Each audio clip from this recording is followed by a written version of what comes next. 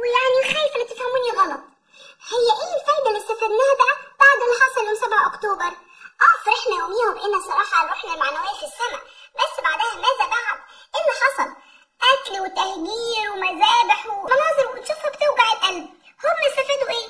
واحنا استفدنا ايه؟ القضية الفلسطينية استفادت ايه بكل المجازر اللي حصلت؟ طب ما كانوا كويسين وعايشين كويسين، ايه لازم كل البهدلة دي؟ لعلمك يا بنيتي احنا ما خسرنا شيء. هذا القتل وهذه التهجيرات وهذه المجازر الوحشية كانت ترتكب من عشرات السنين، بس الفرق المرة دي حاجات كتير فرقت معانا. فرق ان كل دول العالم لأول مرة تعرفهم على حقيقتهم وتشوف الوجه القبيح اللي ياما اتكلمنا وياما شرحنا وما حد كان مصدق وما حد كان عارف حقيقة اللي بيحصل إلنا. اليوم دول العالم أجمع على علم بحقيقة اللي بيحصل لنا.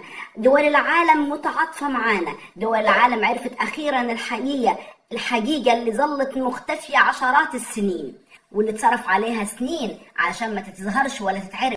اليوم أصبح اقتصادهم مهدد بالخطر وعلى وشك أزمة اقتصادية حادة، وده مش كلامنا، ده كلام منظمات عالمية بتأكد هذه الحقائق وبتقول إن أسهم شركاتهم نزل في البورصة أكتر من 22%، والبنوك نفس الشيء، أكبر البنوك عندهم نزلت أكتر من 20%. ده كلام بالأرقام والوقائع، مفيش فيه مجال للشك.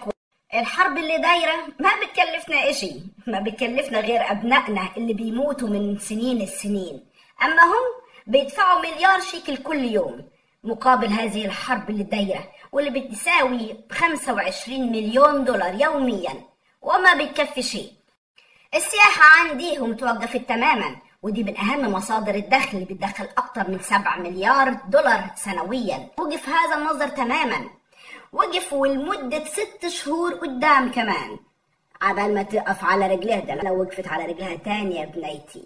عندهم 70% من القوى العاملة متوقفة عن العمل. ما تنسيش انهم سحبوا 450 ألف جندي احتياط. الجنود عندهم ما هم إلا دكاترة ومهندسين وموظفين وعمال، كل ده متوقفين عن العمل، إنه مسحوبين في الجيش ومصانع مقفولة وعمل متوقف واقتصاد بينهار. كل ده وما خسروش. تغيير منطقة غلاف غزة واللي أهلها هربوا منها وسابوها منطقة خطرة بسبب أعمال المقاومة. الله ينصرهم على أعدائنا. وهربانين وخايفين ومصانعها متوقفة وكل الأعمال فيها تقريبا متوقفة. ده أنا عرفت إن بيموت عندهم ناس كتير، بس هم مش بيقولوا الحقيقة. من مكاسبنا كمان يا بنيتي مشاكلها الدبلوماسية مع معظم دول العالم. دول كتير بدأت تفهم الوضع الحقيقي للقضية. في مشاكل دبلوماسية مع النرويج، مع المكسيك، البرازيل وكولومبيا وتشيلي وبوليفيا، وربما في الفترة المقبلة نلاقي أكتر منهم بكتير. دول سحبت السفراء ودول قطعت علاقتها الدبلوماسية مع الكيان، وبالتالي دي مش كلها مكاسب. ومن أعظم المكاسب اللي كسبناها هي الحرب الإعلامية اللي خسروها. صرفوا ملايين علشان يوضحوا قدام دول العالم انهم مظلومين وان احنا اللي ظلمه وان احنا مش سايبينهم يعيشوا في حالهم وان احنا بنعاديهم من غير اي اسباب. واديكي شايفه النهارده مظاهرات ماليه دول العالم نازلين بالالاف يهتفوا لاجل فلسطين. هي ده مش مكسب يا بنيتي؟ شفتي مباريات الكوره وشفتي اللعيبه وشفتي الجماهير وتعاطفهم. ما بتكلمش على الشعوب العربيه وبس، ده بتكلم على دول العالم. دي مش مكاسب لينا؟ وان كان على الشهداء، شهدانا ان شاء الله في الجنه في نعيم افضل عند رب العالمين. حزنين عليهم اي نعم، ولكن من عشرات السنين والشهداء عندنا والدماء عندنا ما توقفت إلى الآن. بس إذا كانت هذه الدماء هتعرف العالم وهيسندنا العالم أو يعرف العالم الحقيقة، يبقى يا مرحب بالشهادة. تعرف إن الحرب دي لو استمرت كمان شهر هتنهار دولة الكيان تماما، اقتصاديا ودبلوماسيا وعسكريا وكل شيء. كل شيء راح ينهار عنديها لو استمرت الحرب كمان شهر. طيب أنا وكل اللي بيشوفونا ايه اللي بايدينا نقدر نقدمه؟ كل واحد منا ليه دور، كل واحد منا يقدر يشارك باللي يقدر عليه.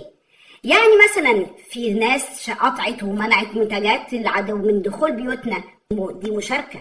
في ناس معاها أكتر من لغة تقدر توصل صوتنا لكل دول العالم بلغات كتيرة وما يعرفوها، ودي برضو مشاركة ومهمة جدا. كل واحد على قد مجاله، في واحد عنده القدرة على الإقناع وعنده القدرة على المحاورة، يجادل ويحاور ويفهم ويوعي الناس. ده دور المدرس وأستاذ الجامعة، ليهم دور في توعية الطلبة.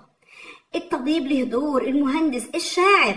حتى لو بتعرف تكتب شعر ولا أغاني، اكتب وحمس وعرف الناس بأسلوب غنائي وبأسلوب شعري، هتأثر جدا مع الناس.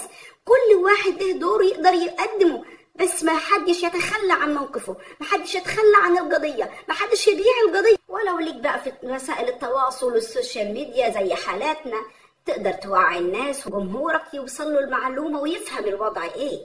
اما اهالينا اللي لا يملكوا الا الدعاء، لا تتخيلوا قد ايه بيأثر وقد ايه بيوصلنا دعائكم.